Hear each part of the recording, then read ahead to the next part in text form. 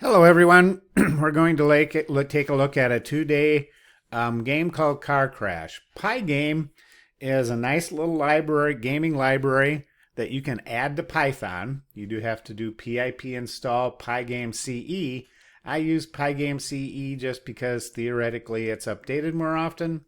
I've just started using it and it's always worked fine. There is a PyGame library. Doesn't matter which one you use, they both work fine. So each of these tutorials in this series have a very similar structure, 1 through 7. They're built up in very much the same way. So if you've done one, you've pretty much done all 4 of them. Pretty much. They are different in how they play. We need to start out by importing the PyGame library, and to make sure our program shuts down properly, we want to, from the system library, import exit. This is a built-in library in Python.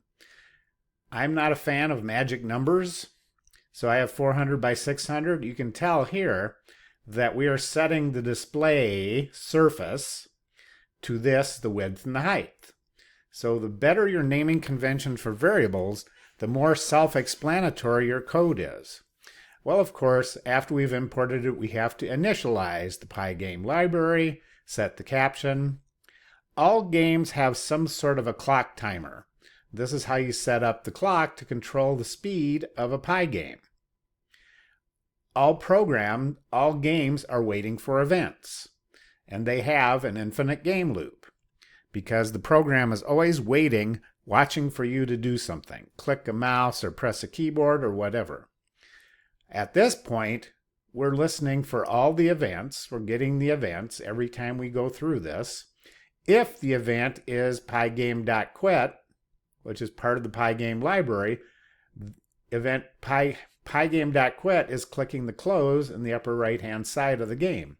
Then we quit, and then we call the exit function from the sys library and make sure we're out.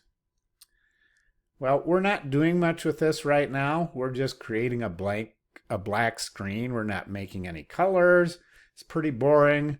Our game speed is going to go 60 frames per second. So this first tutorial, we get the world's most boring game. There it is. We have Car Crash. We have a screen or a display surface to draw on. Well, it's probably time to go to step 2 where we actually can see something on the screen, or part 2.